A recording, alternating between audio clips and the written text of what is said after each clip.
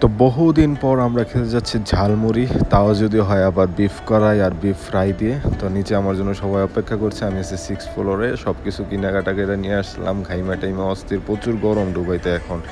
তো আমি যাচ্ছি এখন 6 ফ্লোর থেকে 3rd ফ্লোর, স্টারকেস ইউজ করতেছি। লিফটে অনেক সময় লাগতেছে এর জন্য। তো সবাই একটু ধৈর্য ধরে ভিডিওটা দেখুন, খুবই ভালো লাগবে। ইতিমধ্যে আমি অলরেডি চলে আসছি 4 ফ্লোর, আরেকটা ফ্লোর গেলেই 3rd ফ্লোর। তারপরে সবাই আমার জন্য অপেক্ষা করতেছে রুমে, আরও 2-1 জন আসছে, সবাই একসাথে মিলে খাবো। খুবই একটা মজাদার খাবার হইব। তো ভিডিওটা সবাই ধৈর্য ধরে দেখুন, এবং প্লিজ যারা যারা আমার চ্যানেলটাকে সাবস্ক্রাইব করেন না, সবাই সাবস্ক্রাইব করে পাশে থাকুন এবং সাপোর্ট করুন। চলে আসলাম কাঙ্ক্ষিত রুমে।